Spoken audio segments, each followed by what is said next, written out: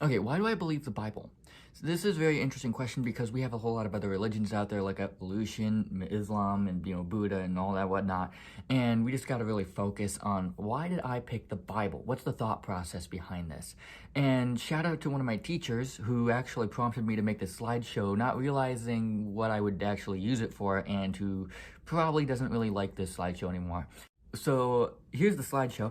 I say my religion because I would argue that it's not necessarily religion. If there's a king and you bow down to that king, would that be religious? If you had a dad and you talk to your dad, would that be religious? It's sort of the same thing here. Like, I'm not really religious about this. It's just, that's God. That's who you worship. That's, what he asks for. And I know the definition of religion's, sort of spicy, but I would argue that evolution's a religion because they do not pay attention to logic whenever they go into what they do. They just lie about it. So, I understand a lot of people are going to hate me for that, so let's just move on. It's not the importance of today's lesson. There you go. So, if I had a religion, I would have to call it the religion of truth and science, because what I do is I focus on the truth, and whatever's true is what I believe. And so with that, we have to look at some evidence. What do I do for a thought process? Well, I look at science and, like statistics and everything. I read articles. I also then go and look at the actual facts, like the Grand Canyon. Well, let's go and look at the Grand Canyon, okay? I was never there, but you can see pictures and you can actually study the thing from afar. And then I take this and I really just think about it and put it into a thought process. I would say the Bible is one of the most scientific articles out there. And a lot of people are like, oh, the Bible's not scientific. Well, there's a few things to point out here. One, life is in the blood. Leviticus 17, verse 11. And if George Washington knew that and just read his Bible that was probably on his bedside when he died, they would have known, hey, life is in the blood, stop taking out the blood, okay? The wringing of the nose brings forth blood, Proverbs 30:33. There's lots of different verses about all these like medical things in the Bible and things that we didn't even know in, let's say, George Washington's modern science and everything that we didn't know that the Bible told us, and things that we find out today that the Bible already knew. We are slowly catching up with the Bible. The Bible's not slowly catching up with us. But like a friend, you could have a friend that's 99% factual and then, like 1% says something that you can't prove, but it could still be real. You don't know it. And so that's where trust comes in, and faith. And every origin of the beginning has this, where you have a certain amount of science, and then you have a certain amount of faith, because no one was there. But if the Bible's true, okay, let's just say, let's attack this Bible. Well, it has a story to it. It says 6,000 years ago, man was created. 4,000 years ago, there was a flood. And then Jesus was born, and here we are 2,000 years after that. And so there should be proof of some of these things, like the flood, for example, 4,000 years ago. There should be proof of that. Well, there is. There is fossils, there is Grand Canyon, there are rocks and everything that sort of prove this idea. So, the rocks, for example. These rocks are very rounded, but they're really big. You can see the person in there. The rocks are really big. So, you know how rocks are rounded? They're put in a tumbler. And the water and sand, everything creates this liquid sandpaper that like rubs on the rocks and makes them rounded, right? That's why you see rounded rocks next to creeks. Well, these are a bunch of rounded rocks that are really big, which means some big masses of water would have to be over them, like a flood. They could pick up lots of dirt and sand, like a liquid sandpaper. And so, there you go. We have a prediction of 4,000 years ago there was a flood. Next one, if evolution were true, we wouldn't have fossils. And let me explain this. If a deer dies today, they just die. They're on the ground. They do not fossilize. They sit, they decay. Okay, it's not pretty. If a deer dies during a flood, then it's buried really quickly. And when an animal's buried really quickly, with all the right minerals from the water, it will be squished into a fossil, okay? Or squished into the oils or, things that we have today, like coal. And so with the flood, perfect reason for fossils. With evolution, barely any fossils would ever be a thing.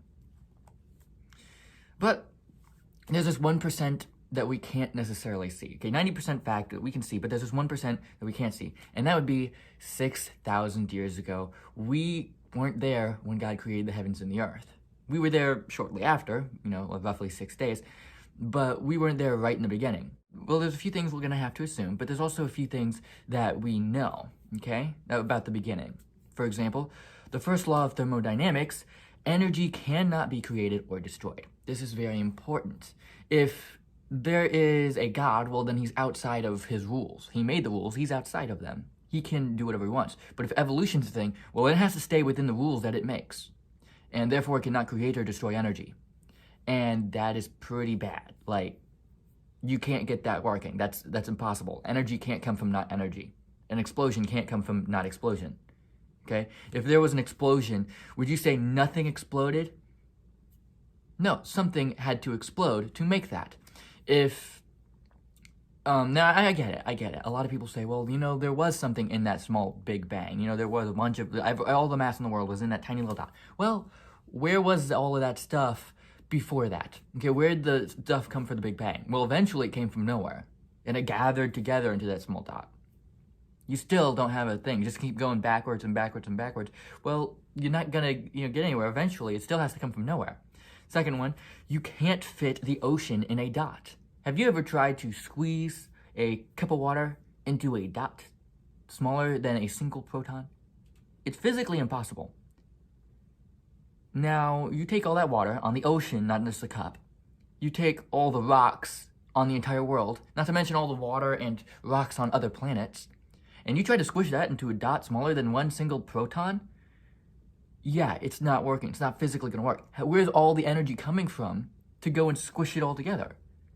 Where'd all that energy come from? You're going to have to get it from somewhere. And third one, and there's a lot of examples, but here's the third one. The moon should have more dust than it does now. Okay, if it's really that old. And we predicted moon would have like miles of dust or whatever it was. So we made these huge landing pads so that the rocket ship that we put on the moon wouldn't sink in, right? And it lands, and there's about an inch of dust, which says that the moon would be somewhere around maybe 6,000 years old. Oh, well, wait a minute. What did I just say the world was? How old the universe was? About 6,000 years old.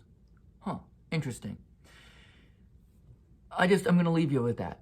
So at the end, when it comes to evolution versus creation, which is, half the big debate, you get intelligent creator designed intelligent being versus rock made intelligent being. Yeah, I'm going to go with the more intelligent one, obviously. Now, that's only half of it. We got the other half. For example, the Bible, the Quran, all of these different ones. Which one is it? Well, I had to dive into this, and I focused on which one had zero contradictions. And a lot of people will say, hey, the Bible has contradictions. But I've looked outside of just articles. I've actually, tried to find these contradictions. And if you want there to be a contradiction, then you will pretend there is one. But if you just honestly look at it and say, is there one? And I did this before I was a Christian. Then you will find the Bible backs itself up. Everything you need for the Bible is in the Bible. And so, simply, the Bible's true and the Quran wasn't. Next, which part of Christianity am I in? Because, look at all these different symbols. Okay, I haven't seen any of them. Well, maybe one. I can't point that out right now. But, in long story short, I'm none of them. My denomination is non-denomination. And that is a very important thing because I feel like denominations start out well and then go crazy. Like the Catholics probably in the beginning were very good people and really had their story straight, but now are full of crap. Okay, I'm sorry, but the Catholics are way too religious now. They started well, they said, okay, Jesus is the only way, and then they said, oh, well, you have to go through Mary. Well, the Bible says Jesus is the only way, not Mary.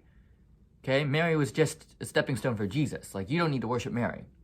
It says in the Bible that Mary was blessed among women, not over women, among women. Okay? So, and then all these works to get to heaven, or paying your way to, paying for, siblings or, grandparents to go to heaven instead of, being in purgatory for so long. It's corrupt.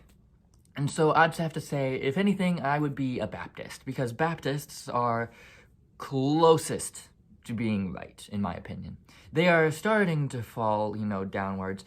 If I were to put Baptists on a scale of, right to wrong, I'd say they're about there. Because, though they have most things right, they don't have everything right. And not every Baptist agrees with every other Baptist, obviously. Not every non-denominationalist believe in every other non-denominationalist. some Baptists, and the whole Baptist doctrine says that you have to be baptized to be saved. And it's just one of the small things on the side, but one thing that you have to focus on is in the Bible, there were the 3 men on the cross, and one guy was cursing him out, and the other guy, said, Lord, forgive me. And, he said, today I'll remember you in heaven. Well, he wasn't baptized on the cross.